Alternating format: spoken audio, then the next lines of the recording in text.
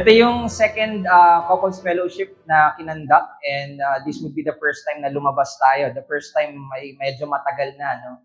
So, sige, again, join me in prayer, asking the Lord for His grace sa oras na ibinigay niya sa atin. Aming Diyos, kami po ay dumudulog at lumalapit sa inyo at humihingi ng paggabay mula sa inyo. Dalangin namin na katulad ng inawit namin ay sambahin namin kayo lang lalo't higit pa as we discover and learn about some areas about marriage, specifically yung topic ng sex and communication. Allow us, Lord, to see your wonderful design, to strengthen and to bring us sa mabuting disenyo ninyo ng pag-aasawa. Maging kalakasan to sa amin. Salamat dahil ikaw ang Diyos na nakakakilala sa amin at alam yung pangangailangan namin. And we thank you for this time. So, Lord, bless us as we glory and worship you. Ito ang aming dalangin sa pangalan ng aming Panginoong Yesus. Amen. So, sige, supposedly ay 8:30 tayo nag-start, pero magte-10 na. So, may reason ako para mag-extend pa, no? Sige. So, yung materials na meron tayo, you can download it siguro na lang. I'm not sure kung na-share na. Meron na ba kayong mga materials? Ayan. So, ang topic na meron sa akin ay yung sex and communication in marriage or communication and sex in marriage. So, speaking the truth in love and giving ourselves in grace. Ang mga reference na ginamit ko dito ay yung libro ni Wayne Mack, ni Dave Harvey, primarily yung kay Dave Harvey na When Sinner Says I Do, saka yung kay Doug Wilson na Reforming Marriage. Pero iilan lang yung mga kinuha ko. So, sabi ni Dave Harvey sa kanyang libro na When Sinners Say I Do, kapag ang dalawang tao daw ay kinasal, hindi naman sila tumitigil sa pagiging makasalanan. Makasalanan pa rin sila.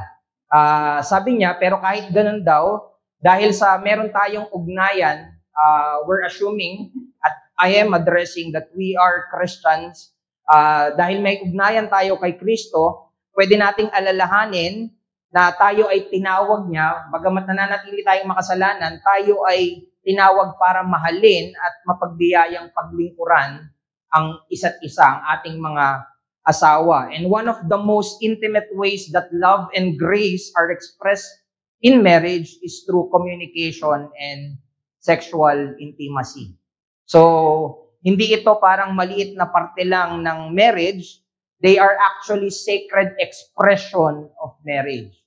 Yung usapin ng communication and sexual intimacy, hindi yun parang hindi natin pwedeng maliitin yon, ano? Actually, yung communication and sexual intimacy are not optional matters sa mag-asawa. Napakahalaga nito sa mag-asawa. Ang tawag pa nga dito ay parang ministries of love. Pag sinabing ministry, parang merong sense ng pagbibigay, ano? It is meant to give and not to take. An act of service, not selfishness. Isipin nyo, ang kasal, kapag ginagawa natin yung communication, there is special kapag sa asawa natin. We don't just do special communication or the way we communicate with our spouse, hindi parehas ng pakikipag-communicate natin sa ibang mga tao. Kapag mas matindi yung binibigay natin na communication with other, may problem na doon. So, even these two are not accidental. It should be intentional. And ito yung dalawang titignan natin dahil ito yung dalawa na pwede nating kakitaan or pwede nating kapulutan na reflection ng Ebanghelyo. Or sooner or later, siguro at before we end, may we see that gospel is necessary as we talk about communication and sexual intimacy. Actually, pag usapin ng yung communication, medyo madali pa eh. Pero yung sa usapin ng sex, medyo parang tinatawag na elephant in the room, ano? Madalas hindi pinag-uusapan. Pero hindi kasi silent ang Bible sa usapin ng sex, yung sexual intimacy. So, ito yung titignan natin, communication and sexual intimacy. So, let's be honest when we talk about this. Ito yung dalawa na madalas na pinanggagalingan ng tampuhan at hindi pagkakaintindihan. Maraming mag-asawa, pag tinanong mo, ito yung primarily nagiging problem nila. No? Maraming mga couples, nag-uusap naman sila, okay sila sa communication, but they are not okay in their sexual intimacy. They are not able to connect to their spouses deeply. No? Meron namang iba, they are physically close, sweet, no? Sa very intimate in expressing their body, pero may mga, kapag pag inobserve mo yung communication nila sa isa't isa, they are somehow emotionally distant. At meron namang mga mag-asawa na both are struggling with the issue of communication and sexual intimacy. They feel dry and frustrated sa usapin na iyon. So, gusto ko lang maging malinaw that we're not here just to talk about tips and techniques. Hindi tayo naririto para magkaroon ng tips and techniques lang, pero normally matututunan natin yan kapag kasama natin yung mga kapwa natin couples. Pero ang primary objective natin is para makita natin kung ano ba yung disenyo ng Diyos with regards to communication and sexual intimacy within our marriage. At nawa makita din natin yung significance ng gospel para hubugin ang ating mga puso na magmahal, maglingkod at magpahalaga sa ating mga asawa. Siyempre sa pamamagitan ng mga pinabanal na pakikipag-ugnayan through our words and through our expression of the body. Because again, in the end, hindi kailangan ng perpektong asawa para magkaroon ng healthy communication and sexual intimacy or joyful intimacy. Ang kailangan ay pusong nagpapakumbaba, pusong binago, nagpapabago at handang magpabago sa ilalim ng Panginoong Jesucristo. That's why it's important yung ebanghelyo. No? So babalik-balikan natin yan. Whenever there are problems, we should remember and go back to the gospel. So later on, makikita natin yan sa study. So titignan natin muna yung communication, the heart revealed in word, tapos titignan din natin yung about sa sex, tapos yung about sa gospel naman. So, tignan natin yung communication, the heart revealed in words, yung puso na nahahayag sa pamamagitan ng ating pananalita or paano natin ipaabot yung gusto natin sa ating mga asawa. So, one of the most powerful tools in marriage ay hindi pera. Hindi rin oras. It's our words. No, isa sa mga makapangyarihan ay hindi sa mag-asawa, no, maraming nag-iisip ay pera or oras, pero hindi. Sabi ay salita. Communication reveals what's going on inside our hearts. No, and this is what Jesus said sa Matthew 12:34, out of the abundance of the heart, the mouth speaks. Kaya naman sa inside our marriage, our words are never neutral. Kapag nagsalita ka, hindi yan parang wala lang. Meron niyang epekto, dalawang epekto. Ano yung dalawang epekto? It either build up or it tear down. So tignan natin yung role ng communication, barriers to healthy communication, and what is communication as intended by God. Ano nga ba yung tungkulin ng communication sa mag-asawa? So communication is not just about talking, it's about connecting our hearts to our spouses, no? Sa mga asawa natin, ikino-connect natin yung nilalaman ng saloobin natin, ng pagkatao natin, even the deep part of us, we give it, parang hindi dapat tayo naghihinder in terms of communicating or in expressing ourselves. Pag tinignan natin yung Proverbs 18:21, dito natin makikita na yung mga salita natin hindi neutral, no? Sabi dun sa Proverbs 18:21, death and life are in the power of the tongue.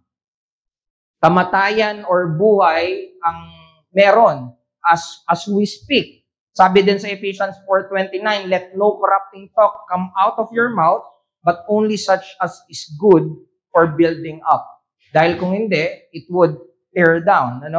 Ang salita natin ay merong kapangyarihan to breathe life or create wounds. Pwedeng makasugat. Our words may either build up or tear down. So, communication is not just about technique, but ano nga ba yung laman ng puso natin? So, maraming mga couples, iniisip na yung communication, kailangan mo ng skill to master how we communicate. Parang kailangan meron kang proper tone, alam mo yung proper timing, alam mo yung proper expression. Nakakatulong yung mga bagay na yon, pero yung biblical communication, it starts with the heart. Maganda yon na, alam mo, lahat yon, tama tono mo, tama yung expression ng mukha mo, tama yung mga sinasabi mo, pero paano kapag mali na yung puso mo? Parang lahat yon ay nagiging deception na lang, Out of the abundance of the heart, the mouth speaks. Pwede nating tanungin yung mga sarili natin, or later magkakaroon ng mga application, and one of the application that I have wrote down doon sa list ay magkaroon ng weekly heart check. Pwede nating itanong sa mga sarili natin, ano yung mga salita na madalas intentional nating sinasabi sa mga asawa natin to lift them up, to build them up. Kailangan din pala maging intentional tayo in our words. Pinapasuri ba natin sa mga asawa natin kung paano tayo makipag-usap sa kanila? Pwedeng magkaroon ng mga tanong na, kamusta ako pag nakikipag-usap ako sa iyo? Nababastos ba kita? Napaparangalan ba kita?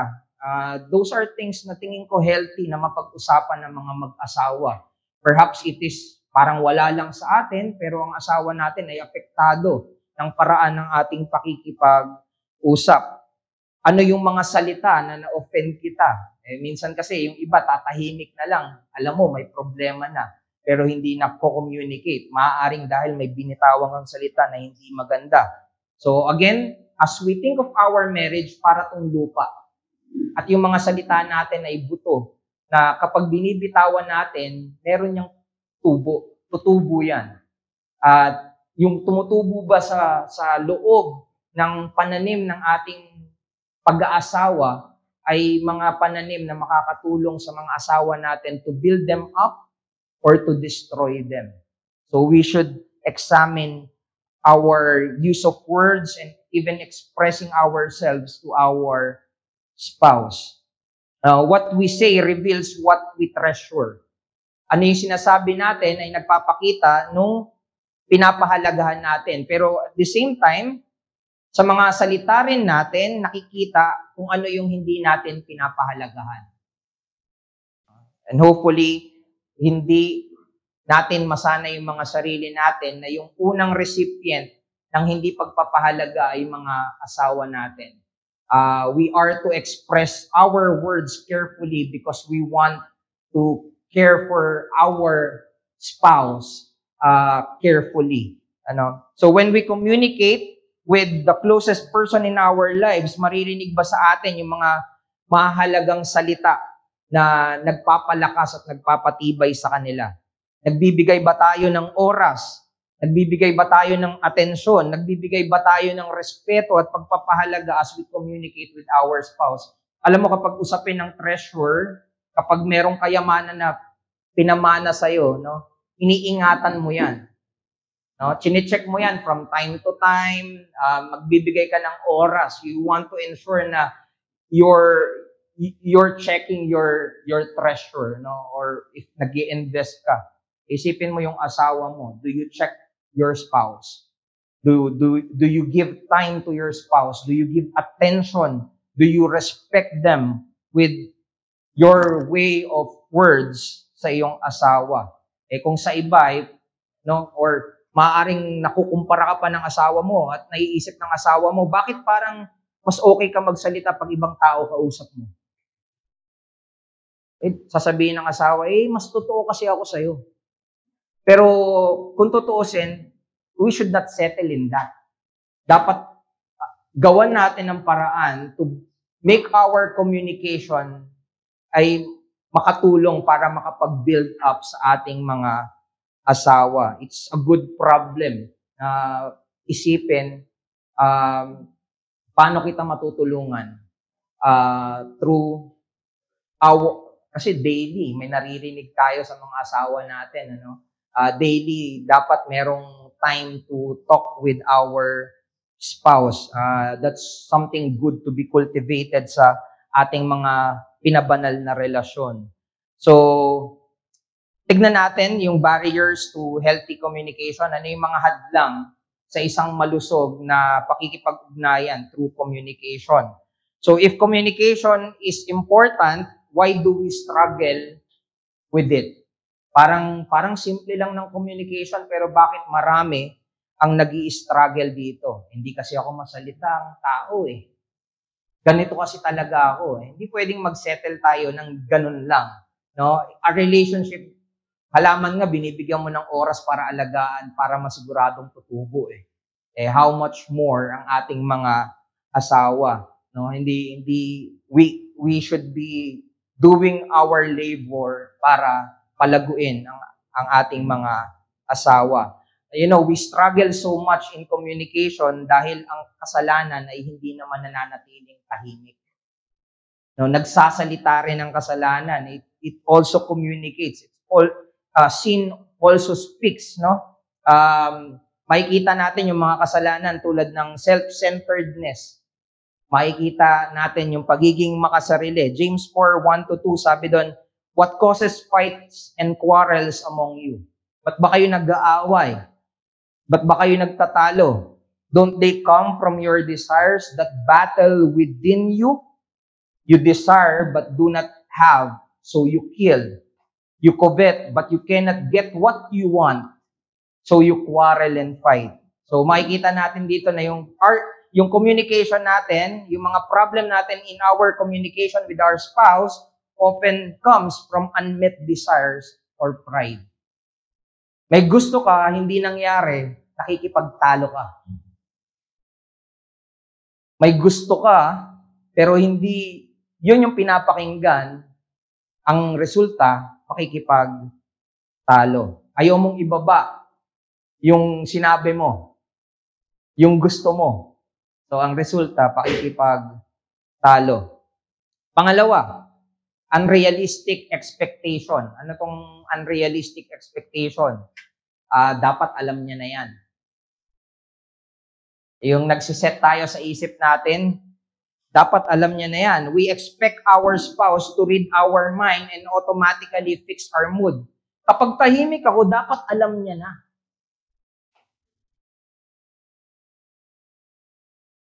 Kapag tinapik ako sa balikat at ginanon ko, hinawi ko, alam niya na dapat yun. No? Kung hindi niya yun maintindihan, ng ganong mga gestures, siya yung problema. Ano? Tapos takanta tayo. Tapos pag lapit tayo sa mga kakilala natin, ewan ko sa asawa ko, ba't hindi niya mag-gets yung pinaparating ko? Nag-usap ba kayo? Hindi. Ayan, so nagiging problema. Ano pa? Proverbs 12:18, sabi, the words of reckless pierce like swords, but the tongue of the wise brings healing. Nakakasugat, nagpapagaling. Ano dun yung salita na ginagamit mo madalas sa asawa mo? Sugat? Nakakasugat ng mga salita o nakakapagpagaling ng mga salita? Pinapakita nito yung mga harsh words o yung mga rash words ay maaaring gamitin na para bang weapon to endure and destroy. Pero isipin natin, maging yung pagiging tahimik natin, ito ay pwede nating gamitin as a form of punishment. No? Ba't kaya biglang tumahimik yung asawa ko? Ano kaya na naman yung nagawa ko? Ano na naman kaya yung nasabi ko? No?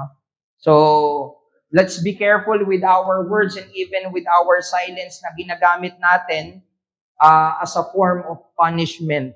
No? O, pwede nating itanong sa mga sarili natin, ginagamit ko ba yung mga salita ko parang wini-weaponize ko ba yung mga paraan ko ng pakikipag-ugnayan sa asawa ko para ma-upset sila, masaktan sila, at may parating lang yung mensahe ko sa kanila.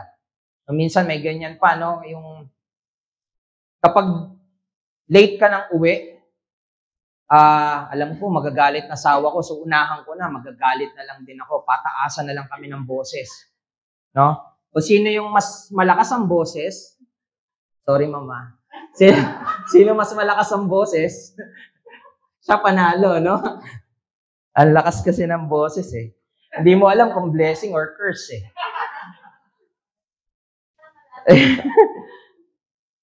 Or yung iba naman, ginagamit yung silence as a way to control their spouses. No? Mananahimik to manipulate or to control the scenario.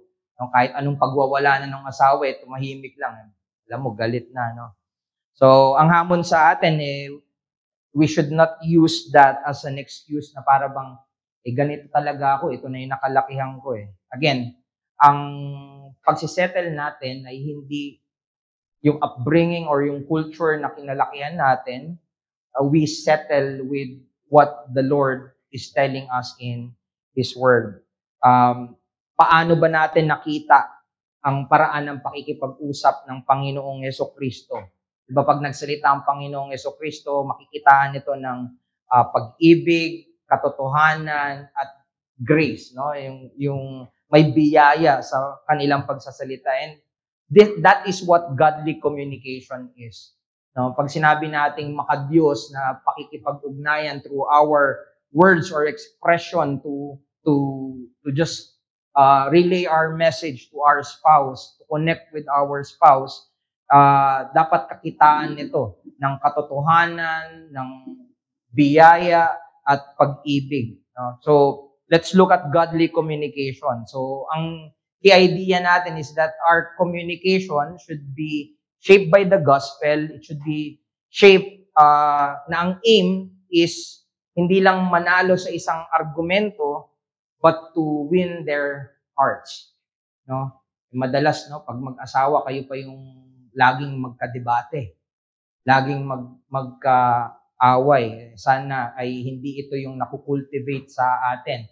It's good to discuss, it's good to talk about and learn from one another, pero let's be gracious with how we communicate and how we relate to our spouses. Sabi sa Ephesians 4:15, truth and love. Hindi pwedeng paghiwalayin yung katotohanan at pag-ibig.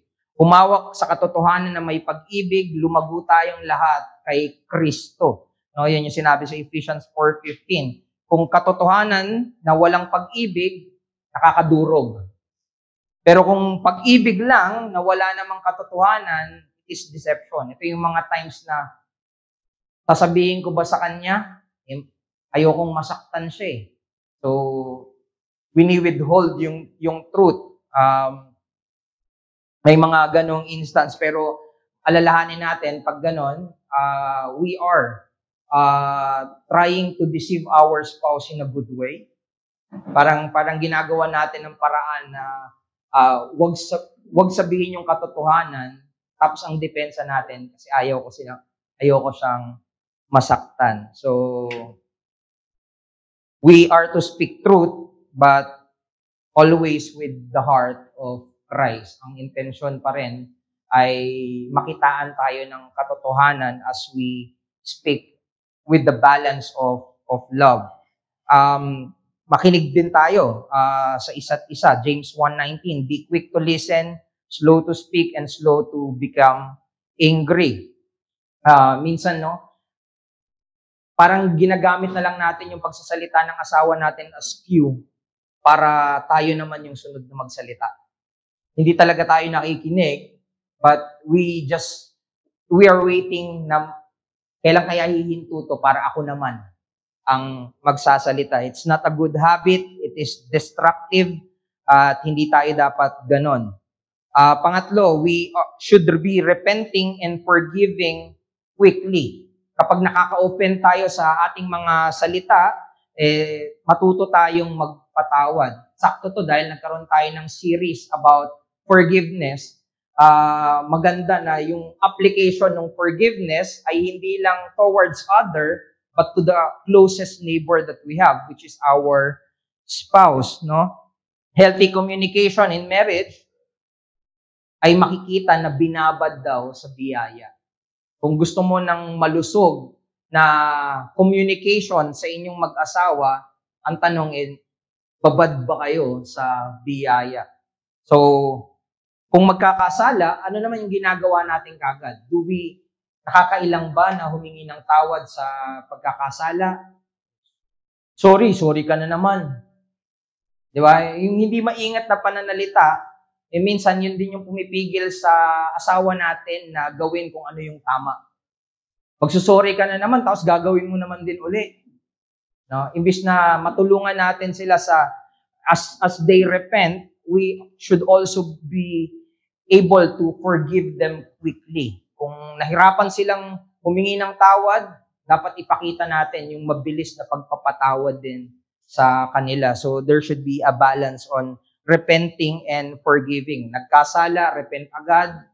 Actually, nung nag-uusap kami ni Pastor before this, ang usapan lang namin, mga family worship, isa sa mga pumasok lang, na merong in a week, kasi parang nag-ano lang kami ng idea how we do family worship.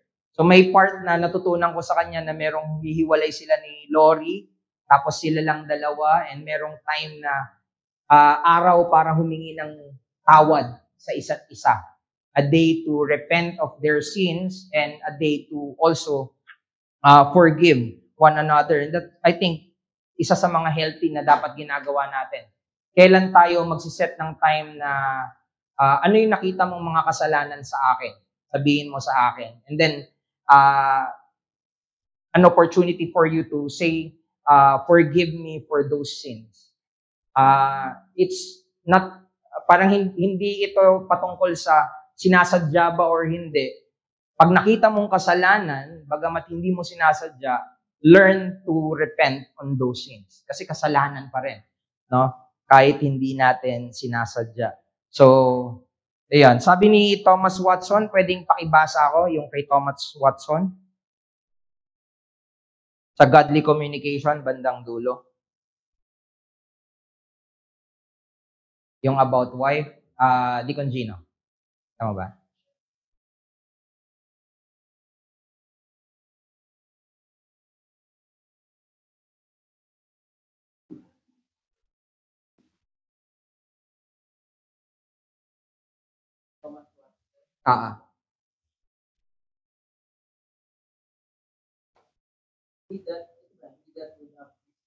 Yeah. He that would have his wife wise must show her the way. Yeah, madali naman maintindihan. Gusto mo na maging marunong, matuto, maging maingat sa pakikipag-usap ang asawa mo, dapat ikaw muna yung modelo. Pangunahan natin yung mga asawa natin, even sa ating paraan ng pananalita. Art, may copy ka nung kay Wayne Mac. Ano yung sabi ni Wayne Mac?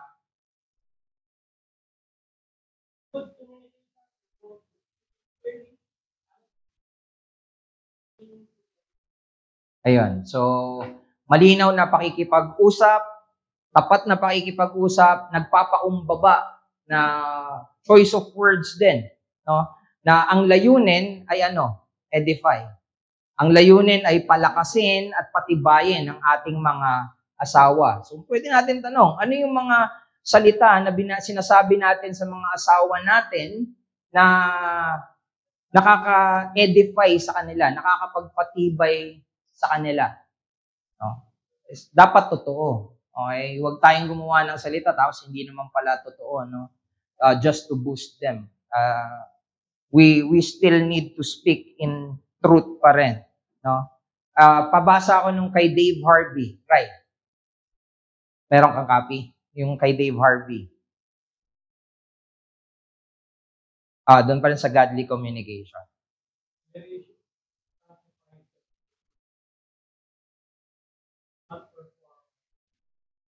Ayan. So, ang sinasabi ni Dave Harvey doon ay yung communication is not about skill issues, but gospel issues.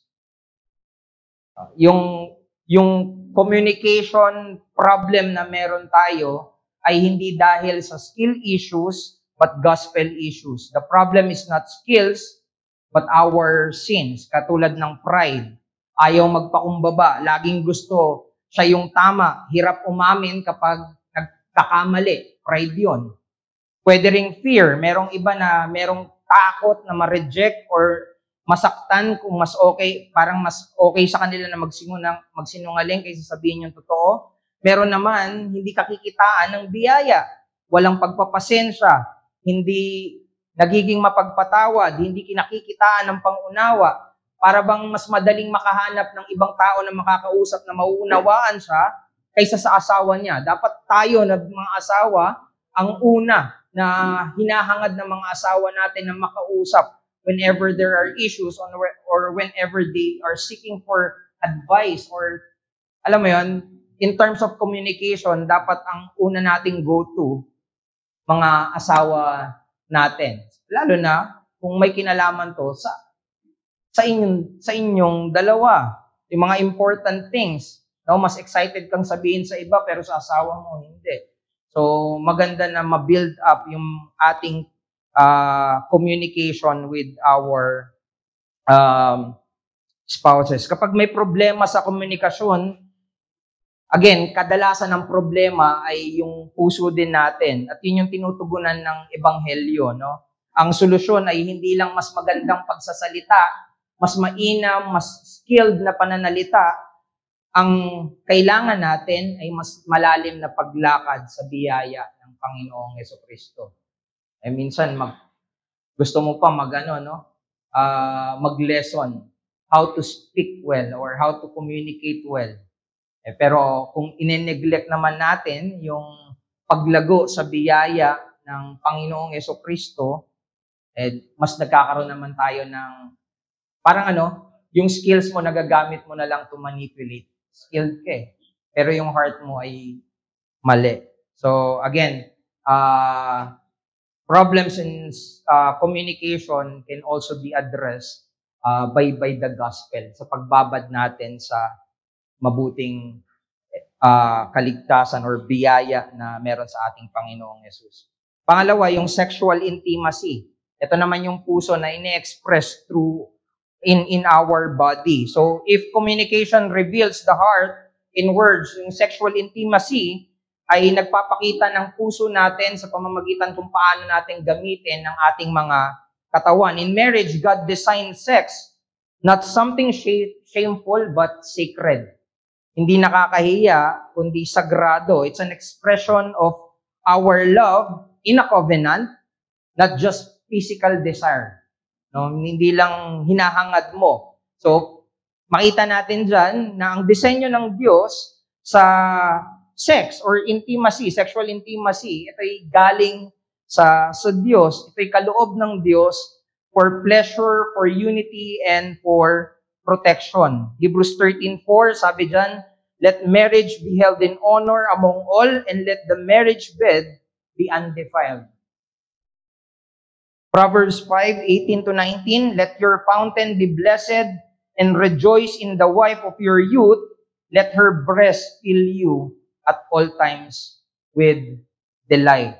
So, makita natin na yung sexual intimacy, it brings pleasure, it promotes unity, and it provides protection against temptation. Isa sa mga nag-hook sa akin dito nung pinag-aaralan ko to ay yung protection. Yung sinabi sa 1 Corinthians 7:5, do not deprive one another so that Satan will not tempt you. Isa sa mga dahilan why marriage is also important so that we may not be tempted to fall sa mga sexual immorality or sa mga kasalanan na katulad nun. Ganda rin nung sinabi ni Dave Harvey patungkol dito na yung faithful provision daw ng Diyos ay sa atin, na para maiwasan natin yung mga sexual temptation is, sabi niya, it's yung faithful provision ng Diyos, it's just sleeping beside us every night. No? Katabi lang natin yung ginagamit na protection ng Diyos para ingatan tayo sa mga sexual temptation. Sabi ni Doug Wilson, sexuality is not dirty, it is holy. But the world has tried to reverse that. No, binabaliktad ng mundo. Tignan natin yung Genesis 2:24. Sabi dito, therefore, a man shall leave his father and his mother and hold fast to his wife. Tapos, and they shall become one flesh. Tignan natin yung word na hold fast. Sa ESV, hold fast. Sa King James Version, be joined.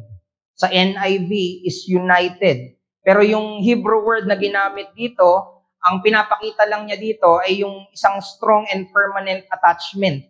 No? May permanente na pagdugtong o pakikipag-ugnayan. Ito yung ginagamit madalas kapag pinag-uusapan yung covenant loyalty sa scripture. Kagaya nung Deuteronomy 10:20, sabi doon, hold fast to God. Tapos ang karugtong nung Deuteronomy 10:20, take oath in His name. Merong covenant loyalty kapag sinasabi pala na hold fast. No? Ang ibig sabihin nito, yung marriage pala, it is binding and it is a covenantal commitment. Mula dito sa kasal, dito manggagaling yung sexual intimacy. So even yung sexual intimacy coming from the covenant that we have with one another. No? Ay yung gamit na word doon after hold fast to your wife is you and your wife will become one flesh. Magiging isa.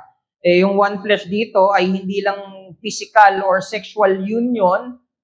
Nagkaisa kayo ng katawan. It reflects yung deep personal relational oneness na meron kayo. Ang pagiging isang laman ay hindi lang para masiyahan ka, kundi para magbigay ka ng iyong buong sarili sa iyong asawa. Ito'y pagpapakita natin or pagpapahayag natin ng pag-ibig natin at kahalagahan ng tipanan kung saan tayo nangako sa isa't isa sa harap ng Diyos. So, ang makikita natin dito ay union, not consumption. No? Pinapakita dito ay pakikipag-isa, hindi pagkonsumo o paggamit sa isa't isa. Again, ulitin ko. Sa sexual intimacy, ang nakikita natin dito ay pagkakaisa, hindi paggamit sa isa't isa. Hindi kagaya nung pinapakita ng mundo. No? Verse 25, anong sabi dito? And the man and his wife were both naked and were not ashamed. Sila ay nakahubad at walang kahihiyan doon sa kanilang pagiging hubad.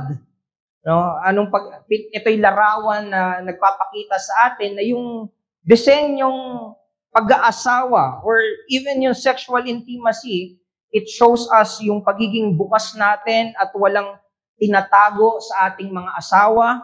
Ito'y pagpapakita ng pagtitiwala natin sa ating mga asawa. So, imagine sexual intimacy is a picture of vulnerability, safety, and trust. Kanino tayo ligtas? Kanino tayo nagtitiwala? Kanino natin binubuksan yung sarili natin? At walang iba yan, dapat kundi sa ating mga asawa. You are not like that with your parents, lalo na kung malaki ka na. No? You do that with your wife. No? Yung being naked and not ashamed ay kalagayang nagpapakita ng kawalang takot na maikumpara or ma-reject. Hindi naman niya ako ikukumpara sa iba. So okay lang ako maghubad. Sama siya. Hindi naman niya ako tatanggihan. Alam mo yung kumpiyansa na hindi ka ikukumpara, kumpiyansa na hindi ka tatanggihan. Isa sa mga nilalarawan nun. Ito ay kalagayan na walang pagmamanipula, kundi kasiyahan sa isa't isa, sa isang mabuting kaloob ng Diyos para sa isa't isa. Kaya ang sex ay para lamang sa mga mag-asawa. Pinagtitibay lang nito, yung sexual relationship that we have with our spouse was really meant to be self-giving and not self-seeking or abusive. Sex is covenantal and not consumer-based. No? Hindi ito patungkol sa ano ba yung pwede kong makuha. Ito ay more on expressing ano yung pwede kong ibigay. Ito yung pag-i-express natin ng ating pag-ibig at pakikipag-isa sa ating mga asawa. Hindi pagkuha, kundi pagbibigay. Di ba ministry ganun din? Pag sinabing ministry ay hindi ito, ano yung mapapala ko dyan? Hindi. Ang tanong doon ay ano yung maibibigay mo? Same as true. No?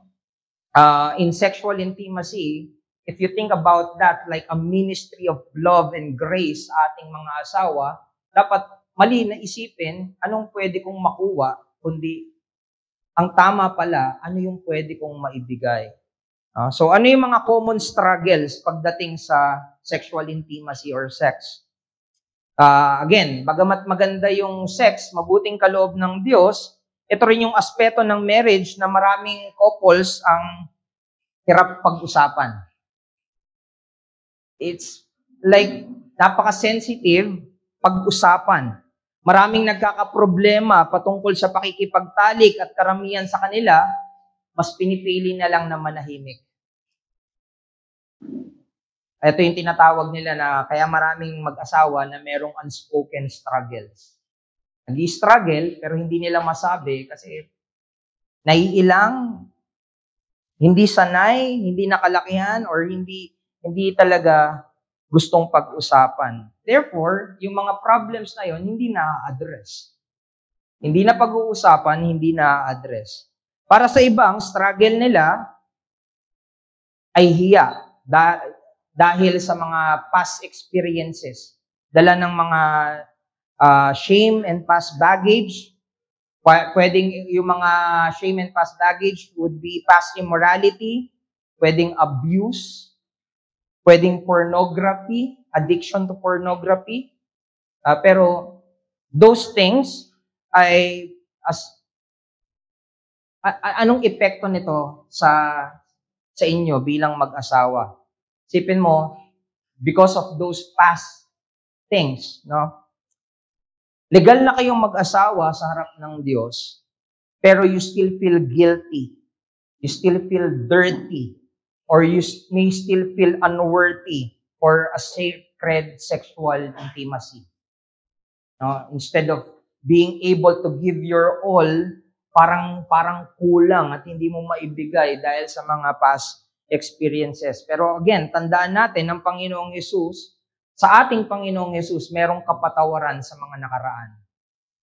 Merong biyaya para sa kasalukuyan at may pag-asa para sa hinaharap. Merong pangakong kasiyahan. So meron tayong inaasahang kasiyahan sa hinaharap as we look at Christ, even in the most personal part of our marriage. Kahit doon sa pinaka nakakaya, no? Again, when we think of the gospel, alam ng Diyos kung ano yung pinaka nakakahiya mong kasalanan, pero minahal ka niya. Bilang asawa, we should be a reflection of the gospel na kahit ano man yung nakakahiyang nakaraan, dahil asawa natin siya at nakipag-isa tayo sa kanya, mamahalin natin siya. So, as we see here, it is really a reflection of the gospel as we intimately unite or express ourselves to our spouse. Ngayon, if you are struggling with shame, hindi mo kailangang manatili sa hiya o takot. We should just go back and remember the gospel. Ang Diyos ko nga kilala ako sa pinaka-worst state ko. Minahal ako. While we were still sinners, Christ died for us. Sino ang handang mamatay para sa'yo? Diba? Sana, hindi magdadalawang isip. Ang asawa ko ay handa kong pag-alaya ng buhay niya. Di ba yun yung pangako natin sa kasal? na handa tayong mamatay para sa asawa natin, para ingatan sila. Pwedeng balikan natin yung mga covenant or yung mga vows natin sa mga asawa natin. Kahit yung mga simple or common vows ng marriage. Sapat yun para to be able to express the gospel through our sexual intimacy or within our marriage. So, another struggle na mag-asawa sa usapin ng sex ay lack of initiation. Ayan. At kung merong mag-initiate, yung isa, tatanggi lang yan eh. No? Ay, pag magpapakita ng walang gana or walang interest yung isa. No? Again, kung wala o may kakulungan sa pag-i-initiate, ang pwedeng epekto nito, maaaring yung asawa natin ay makaramdam na para bang they are unloved or undesired. Yung mga questions na, mahal pa ba niya ako? Dinidesire pa ba niya ako? Ako pa ba yung gusto niya? Yung mga unnecessary thoughts lang na gano'n. Pero kung sobra-sobra naman yung pag-i-initiate, maaaring ang maramdaman, no? Sobra-sobrang pag-i-initiate, maaaring ang maramdaman naman ng asawa natin ay pressure. Kailangan ba lagi? Yung frequency, gaano ba ka-frequent dapat? Or isa sa mga sadly na epekto nito ay maaring maramdaman ng asawa natin na importante lang sila sa higaan. Maaring because of parang hindi tayo watchful dun sa frequency or gusto natin panay-panay, maaaring ang isipin naman ng asawa natin, asawa lang ba ako para may makatalik ka? Pwedeng gano'n naman yung isipin. So there should be balance as well, no? So ano yung dapat nating gawin? Ang susi lang naman din natin dito ay pag-ibig at biyaya, no? Ang isang totoong nagmamahal ay hindi lang nakadepende o umiikot sa pagbibigay ng pisikal na katawan, kundi ng ating buong pagkatao at kasama dito yung kahandaan na umunawa at kahandaan na ipakita yung malasakit sa ating mga asawa, sa kalagayan ng ating mga asawa. So, pangalawa, kung pagod or kung ikaw yung nandun sa side na parang wala sa mood, learn to communicate or learn to relate to your spouse yung pagtanggi graciously. Yung iba naman ay hindi nagiging gracious dito. Again, tandaan natin, may tamang paraan para ipakita yung respeto pa rin natin at maiwasan yung mga mapanakit at maling pagtugon sa ating mga asawa. Hindi license yon. Kung nasa bad mood ka, wala ka sa tamang mood, no? Hindi yun license para hindi tayo maging maingat or sa walang bahala natin yung pagiging gracious in our response, no? Kapag pareho kayong naghahangad ng kabutihan ng isa't isa, remember this, ang intimacy ay hindi nagiging sapilitan, kundi isang regalo na masayang pinagsasaluhan. Kung ang concern mo ay yung kabutihan ng asawa mo, yung pakikipagtalik, pakikipagniig sa asawa mo ay hindi na kailangan ng sapilitan. Ito'y kusa at masaya na napagsasaluhan. So, we should learn to cultivate as well, no? Hindi mo pipilitin kapag masama at nakikita mo na nagsasuffer yung asawa mo. No? Kahit gustong-gusto mo. Dahil ang sex or pakikipagtalik or pakikipagniig ay hindi lang patungkol sa pagkuha, kundi pagbibigay, you learn to consider yung kalagayan nila. Pero again, balance din. May mga times naman na palagi kang may sakit. Palagi kang bad mood. Kaya nga healthy rin na meron tayo talagang siniset na araw or time for us to be intimate with one another. Sa amin ni Josh, isa sa mga pinag-uusapan namin kahit may anak na or kahit gaano ka busy, ay magkaroon pa rin kami na lalabas kami at sinasabi namin sa mga anak namin, lalabas kami, date namin ng mami niya. Tapos yung anak ko, si Koy Koy, sabihin niya, saan kayo natulog, Daddy? Ay, parang gusto mo ikwento ko lahat sa'yo, ah. Pero may mga ganun kami. Actually, kinausap ko nga sila Kuya Doy.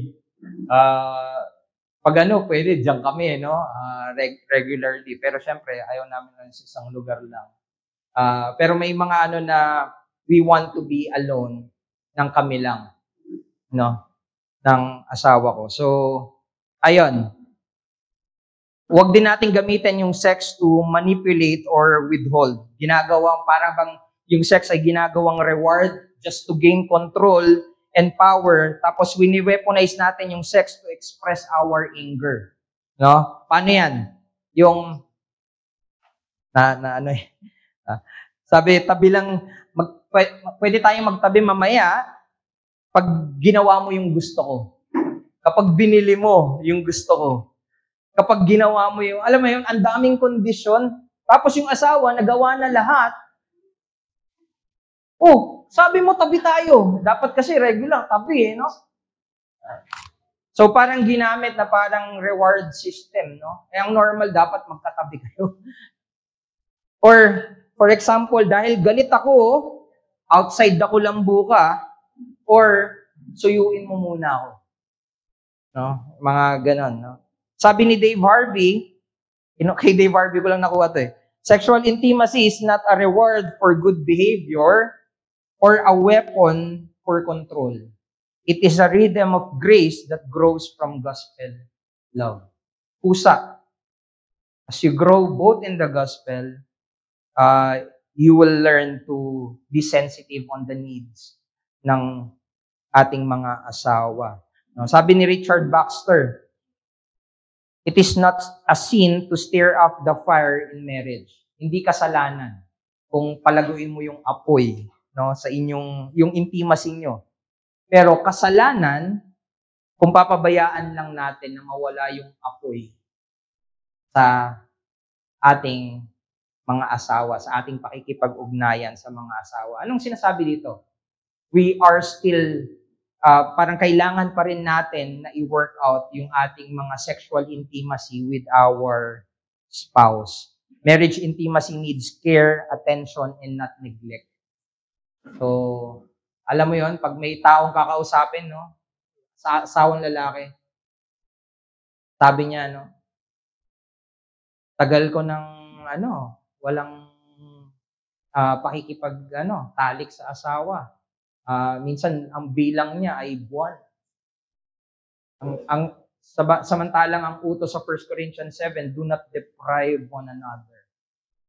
Wag niyong anong Tagalog ng deprive? Wag niyong ipagkait yung sarili niyo sa isa't isa. A call to grace and generosity. Ito na yung 1 Corinthians 7:3-5. The husband should give to his wife yung kanyang conjugal rights and likewise the wife to her husband. Alam mo yung pag sinabing conjugal, akala ko property lang. No?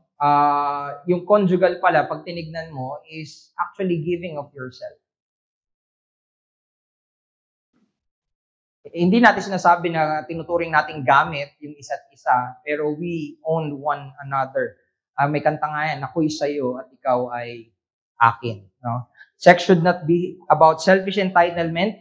Hindi ito parang karapatan ko to, paano ko mapaglilingkuran, kundi kung paano natin mapaglilingkuran ang Diyos. Ang pakikipagtalik ay paraan ng pagbibigay at hindi lang pagtanggap. We serve one another even in the bedroom. So, hindi lang natin pinaglilingkuran yung asawa natin pag may nakatingin na iba, pinaglilingkuran natin sila lalo na kapag privately or kung kayo lang.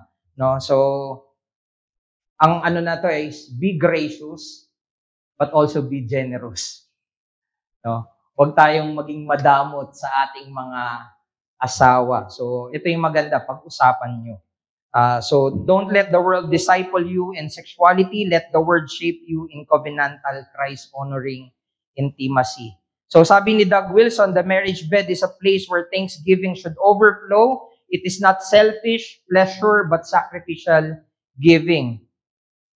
Merong pagbibigay ng ating mga sarili para sa ikabubuti ng ating mga asawa. Ang ganda rin ng sinabi ni Dave Harvey, that our sexual intimacy is dependent on grace, not performance. No? Nakadepende pa rin sa biyaya, hindi sa kung yung mga ginagawa natin. So, ito yung isa sa mga important part of this discussion, how the gospel transform yung both communication and sexual intimacy. Maaaring alam na natin to, pero it's good to look back at the gospel. How does the gospel affects our communication and sexual intimacy? So again, tandaan natin, tayo ay mga makasalanan, tayo ay imperfect. No matter how we try, we will fail. Kahit anong gawin natin, kahit anong libro yung basahin natin, there would be failures sa usapin na ito. But again, the good news is we are not hopeless. No? Hindi lang tayo, yung kaligtasan na natanggap natin kay Kristo ay hindi lang para iligtas yung mga kaluluwa natin, it also affects every sin. Kung ang kasalanan ay naapektuhan ng lahat ng aspeto ng pagkatao natin, ang ebanghelyo ay ina-address yung mga kasalanan, cleansing all the things na apektado ng kasalanan, and that includes marriage. The gospel gives us pattern and even purpose for change. Ano yung tutularan natin? Christ's love sets the pattern. Kung titignan natin yung pag-ibig ng Panginoong Jesucristo, ito yung dapat balik-balikan natin na modelo sa loob ng tipanan natin bilang mga mag-asawa. Sabi dito, Christ communicate with us in truth and grace. Yun dapat yung ginagawa natin as we communicate. Hindi sumisigaw ang Panginoong Jesucristo. Hindi siya yung parang wini-withdraw, parang wini-withhold yung sarili niya whenever there is good to say, sasabihin niya yon. Hindi siya nang mamanipulate kapag nagsasalita, and so should we. Dapat merong katotohanan na malinaw, na naririnig sa atin, but it should always be spoken with grace. Naririnig dapat ito ng may biyaya. Ganon din, dapat makikitaan sa sexual intimacy. Paano to pinakita at minodelo ng Panginoong Jesucristo? Sa krus. Di ba? Binigay ng Panginoong Jesucristo ang kanyang katawan bilang alay para sa atin. No? Yung sacrificial love na pinakita ng Panginoong Jesucristo sa krus, namatay siya doon to show sacrificial love and not self-centered pleasure. Sa sexual intimacy, most of the time, self-centered pleasure instead of sacrificial love. Again, we go back to Christ. Paano natin maipapakita yung pag-ibig na handang magsakripisyo? Are we willing to lay down our body for the good of our spouse? Do not consume your spouse. Huwag mong gamitin lang yung asawa mo. Love your spouse. Every moment of love and intimacy is an opportunity to reflect Christ. Dapat tayong nagbibigay, dapat tayong naglilingkod, dapat tayong nakikinig. Not because our spouse deserve it, but because Christ, kung ano yung ginawa ni Kristo sa atin. Madalas kasi, yun yung dahilan. Kung karapat dapat yung asawa ko, okay, gagawin ko yan. Pero again, kung yan yung magiging basehan natin, nasan yung ebanghelyo doon? No? So, there should be repentance and renewal in communication and sex. Dahil kung wala nito, it would affect, may malaking epekto ito sa atin at hindi ma-address yung mga kasalanan tulad ng pride, pagiging self-centered. Sino magsasabi sa asawa mo na makasarili ka na? dapat sa atin, no? Yung pinakamalapit, yung dapat maging tagapag-ingat at tagapagbantay natin. So, good communication doesn't come naturally. Kapag yung healthy sex naman, hindi na nangyayari by accident. They both require na sabihin natin at aminin natin, nagkamali ako dito, may pagkukulang ako dito, patawarin mo ako, tulungan mo ako dito. Dapat marinig sa atin kung saan tayo mahina. Minsan, yan yung sa mga pag-uusap namin at sa men's, ang sinasabi ko lang doon sa mga nag-i-struggle, nakausap mo na ba asawa mo? Kapag they are having issues or mga immorality or mga failures sa sexual intimacy, ang lagi kong tanong ay kung nakausap mo na ba yung asawa mo, na-communicate mo na ba yan sa asawa mo? Madalas hindi. So, dun, isa yan sa mga dapat i-work out. Isa sa mga mahalaga din dito, yung role ng pananalangin. Ang pananalangin ay pagpapaalala sa mag-asawa na hindi sila magkaaway, kundi sila ay parehas nangangailangan ng biyaya ng Diyos. Nagagamit ang panalangin para magkaayos din ang mag-asawa. Nagagamit itong pagkakataon para aminin na ako ay nagkasala or ang mag-asawa ay nagkasala.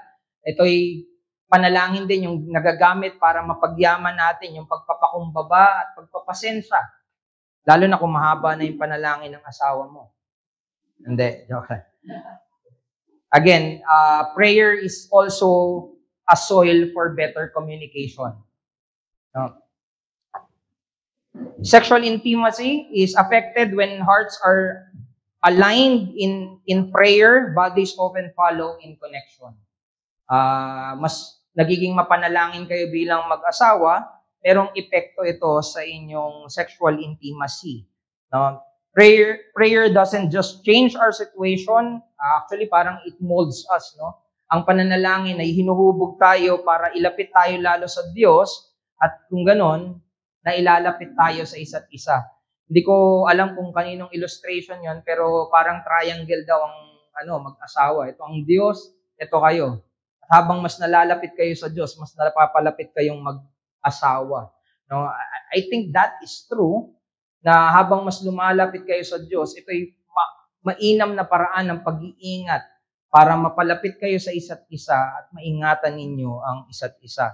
So pwede nating sabihin na ang mga mag-asawa na nananalangin ng magkasama, they begin to communicate and connect better even in intimacy. So napakahalaga ng pananalangin ng mag-asawa. So nananalangin ba tayo bilang mga mag-asawa? Sa application and reflection, i-go through ko na lang, dapat nagbabasa kayo ng salita at nananalangin ng regular, dahil doorway yon to have a deeper communication sa inyong mag-asawa. You need to set weekly heart checks conversation. Kamusta ka?